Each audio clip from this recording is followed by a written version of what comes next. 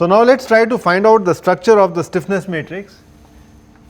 KAB is the inner product of NA, NB and their derivatives. For a moment, let us draw the shape functions. So, this is the domain from 0 through 1, and let me talk about this node A, and suppose the node B lies somewhere over here, and these are the various. So, I am calling this as node A and this as node B. The hat function corresponding to A looks like this, and the hat function corresponding to B looks like this, and it is 0 elsewhere. Now, when I carry out this inner product, which is actually 0 to 1, Na comma x, Nb comma x dx, you will realize that if any one of these terms is 0, then the KAB vanishes. So, for it to be non-zero, I must find a domain where Na comma x and Nb comma x have non-zero overlap, and you will notice that it happens. So, KAB is non-zero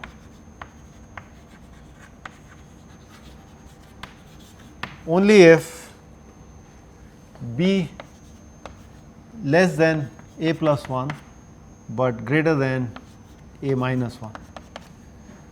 So, if B has a position like this, this would give me non-zero, right. So, it has to be either A plus 1 or A minus 1, B has to be in that range, and that is what I have written. So, if I now look at the structure of the K matrix, then it would look something like this. So, A refers to the row numbers and B refers to the column numbers. So, obviously, if I have the diagonal, these would be non-zero, and there would be a entry just below the diagonal and just above the diagonal, which is non-zero, and all these other quantities are going to be 0. So, for example, K11 would be non-zero, K12 would be non-zero, but all other in this row would be 0.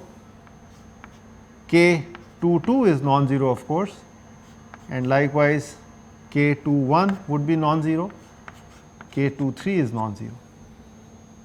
Similarly, I would have K33 to be non-zero, and over here I would have K32 to be non-zero, and in the next one I would have K34 to be non-zero. In fact, if I go to the row number A, the diagonal entry would be KAA, and this entry would be KA A minus 1, and this non-zero entry would be KA and A plus 1, and so on. So, I would get a tridiagonal system.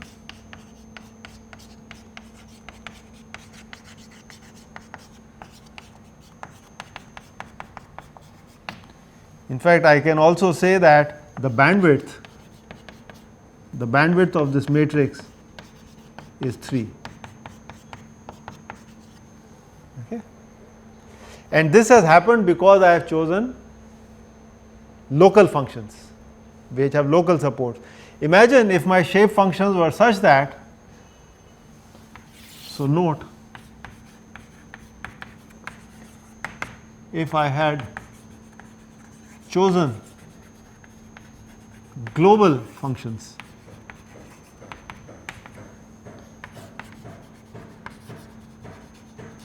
such as following.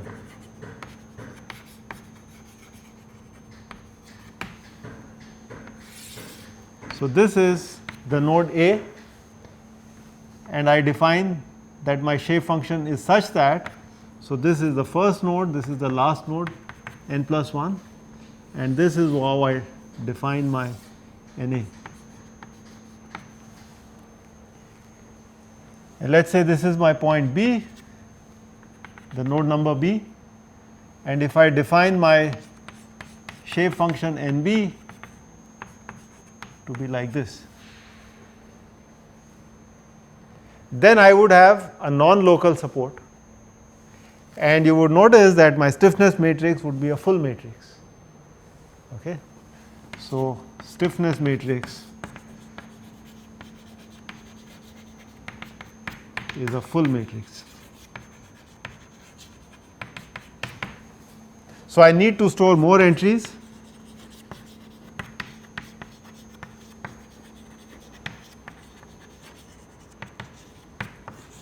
and K inverse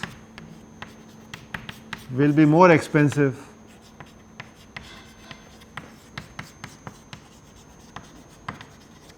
to compute. So, it is a very smart way of managing your resources. Okay. In fact, we can make an estimate of what is the number of entries that we would have to store. So, KAB is equal to KBA, we already know, we have shown that it is a symmetric matrix.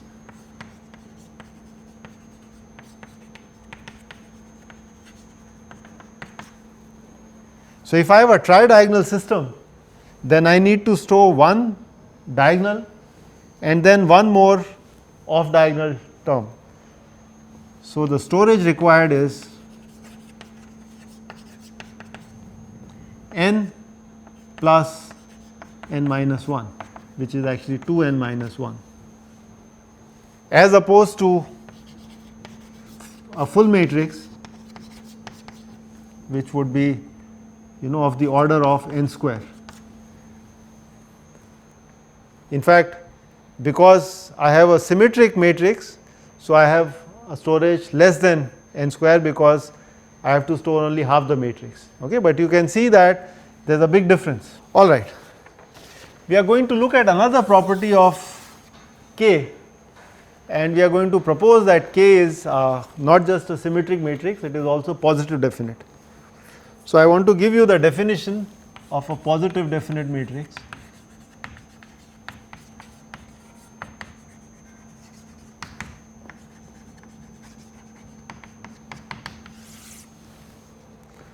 So, n by n matrix A is positive definite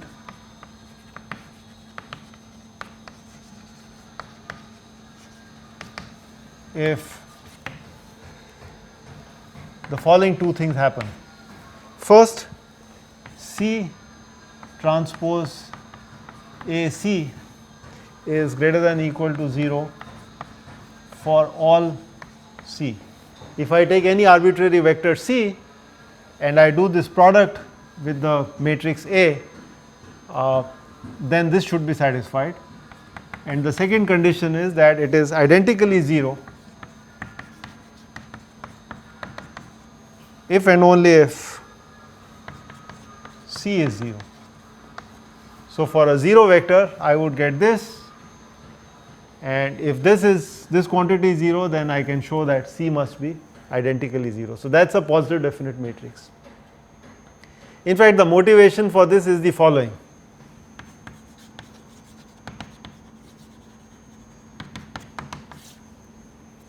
So, think of a number A. So, let us take a scalar A, and I can talk about the definiteness of A, the positivity or the negativity. So, if I look at a function y as x times A times x, which is actually just simply ax square, then y is always greater than or equal to 0 if A is greater than or equal to 0, and y equal to 0 implies A equal to 0. Right? So, in some sense what we are saying is that if I talk about a number A and I want to talk about a positive A, then it would look something like this. right. So, this is for A strictly greater than equal to 0, or in fact strictly greater than 0. On the other hand, if I had A less than 0, then I would have a form like this. And of course, A equal to 0 for all values of x would give me y equal to 0, which lies along the x axis. Okay. So, this is the quadratic form of A.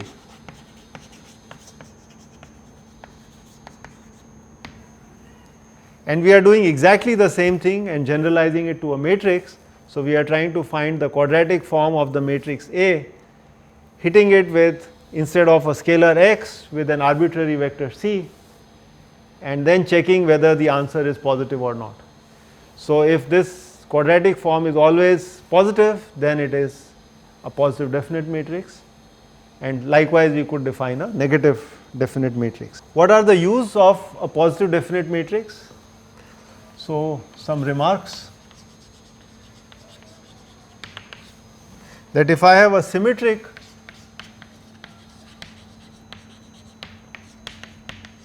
positive definite matrix, then there is a unique inverse.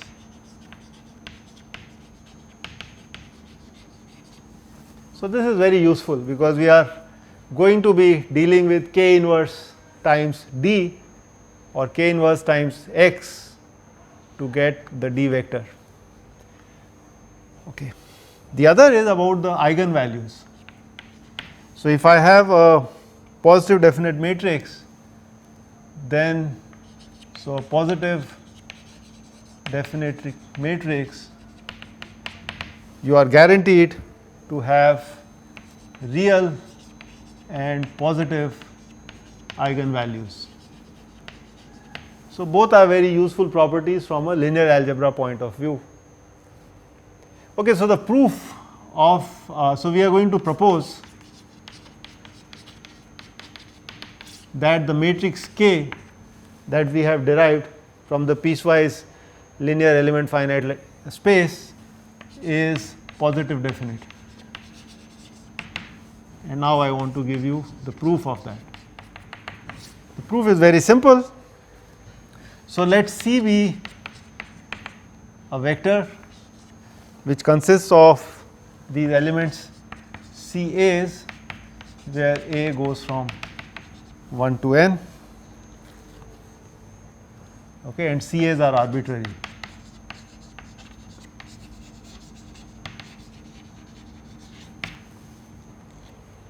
Now, I am going to use these CA's to form a WH.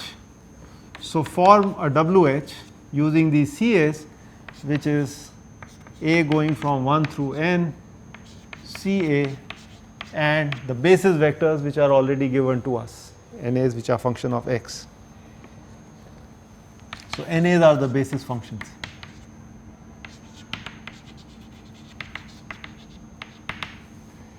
Now, I am going to try this product which is C transpose K C, and this one can write it as, this would be a double summation, A goes from 1 to n, B goes from 1 to n, and I would have CA KAB CB, and this I can write as A of summation CA NA, comma summation of CB NB, because remember this KAB is given as the bilinear form NA NB, and using the bilinearity of CA and CB, I can take them inside this operator and write it like this.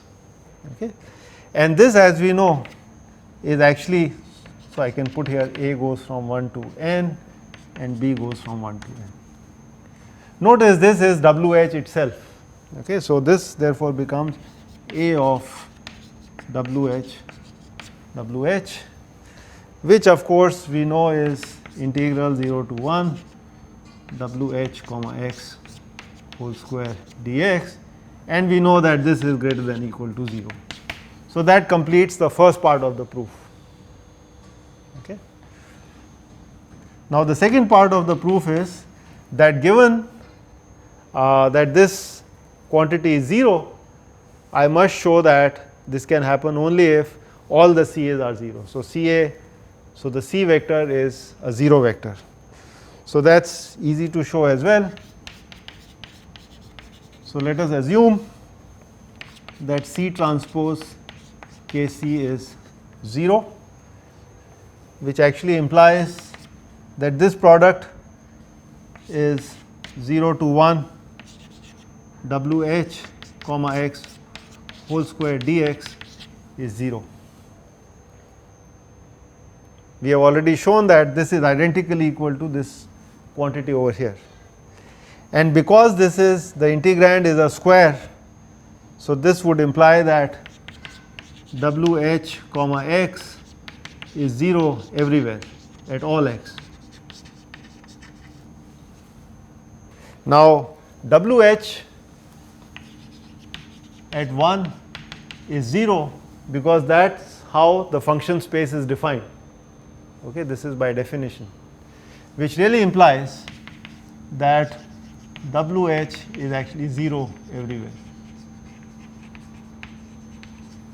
So the condition that Wh comma x is 0 everywhere coupled with that it should be 0 at x equal to 1 shows that Wh is identically 0, and this therefore implies that CA's are 0 for all A. Okay. So this completes the proof, and we now know that A is, so the summary is what we have been able to show, that first K is symmetric, second we know that it is banded, in fact it is tridiagonal because we have chosen local functions with local supports, and we also know that it is positive definite.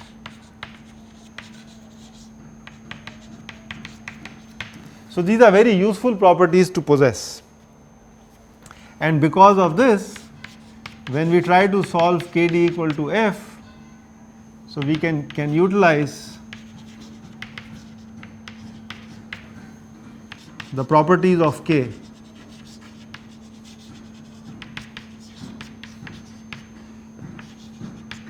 to solve this equation system efficiently.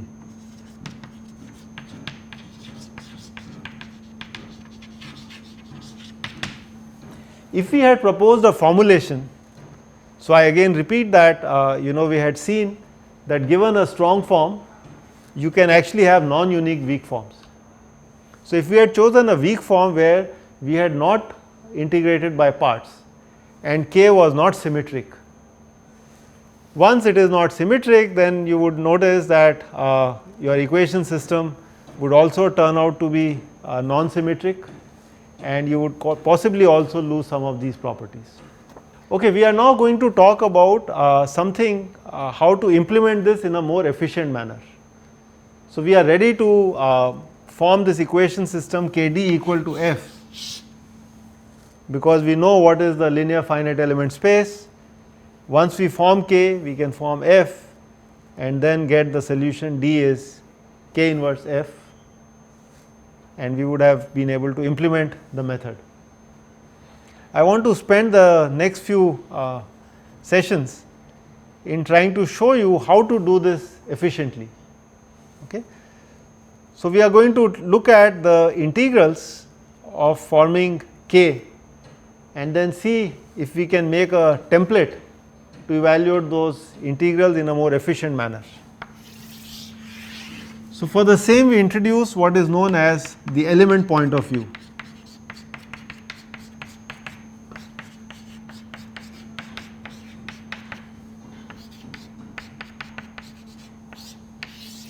First, let me give you the motivation and then we will see what the point of view is. So KAB, as we know, is A of NA and B, and this is integral 0 to 1 NA comma x NB comma x dx. Now these quantities, as we have seen, are discontinuous across element boundaries. So most likely what we will do is we will write these as a summation of integrals. So the first integral will go from x1 to x2, this whole quantity times dx, plus the second integral will go from x2 to x3 times dx, and so on, all the way to the final integral, which is xn to xn plus 1 times dx. Okay. Now, is there a way to actually form some kind of a template and evaluate all these integrals in a similar manner? And that is what gives rise to the notion of an element point of view. So we will talk about a global description and a local description. Okay. The idea is that if I look at my element, if this is my x axis, then for each element I am talking about a node A and node A plus 1. This is my element E. These numbers will keep changing. So can I now talk about a variable xi, so that for each element I go from xi1 to xi2.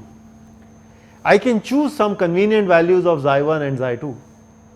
Typically this is chosen as xi1 is chosen as -1 and xi2 is chosen as +1, and all these elements are transformed to this geometry, and then we can evaluate these integrals by doing a change of variables from x to xi, and we will see it actually makes things a little bit simpler to implement.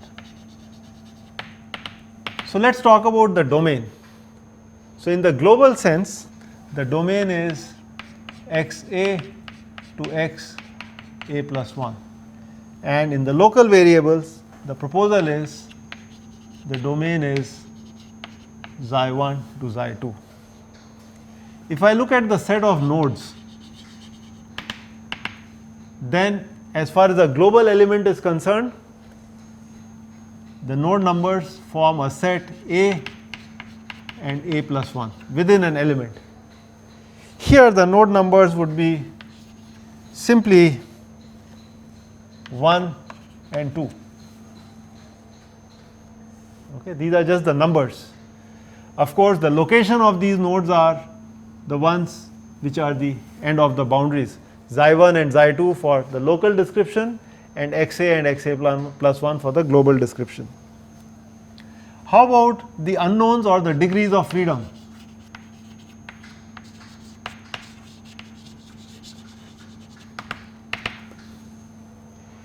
In this global description, these are dA and dA plus 1. So within an element, the unknowns that I am dealing with are these two, and in the local description I would call them d1 and d2, but I will be a little bit careful. I will put a superscript here E to show that these are at the element level. So when I go from one element to the other, then E will change. So E can go from 1 through number of elements, which in this case is n. How about the shape functions?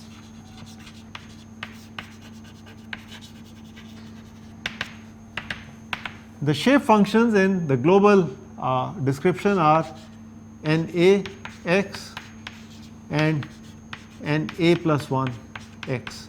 These are the two shape functions that I have to deal with in an element. In the local description, these are now n1, but it's a function of xi, and n2 is a function of xi. So, I can also talk about the description of UH inside the domain, the element domain. And you will notice that when I am inside an element, recall UH is given as summation dB and B, where B goes from 1 to n plus 1. So, we have to sum for all the nodes with the understanding that d n plus 1 is actually known to us, and that is the value G. Okay, we had done this in an earlier class. I hope you are able to see that when I am inside an element, then all the other shape functions, they are 0, only the shape functions a and a plus 1 are non-zero. Okay. So, this UH in this description would therefore, this whole definition would simplify to dA times Na of x plus dA plus 1 times Na plus 1 of x.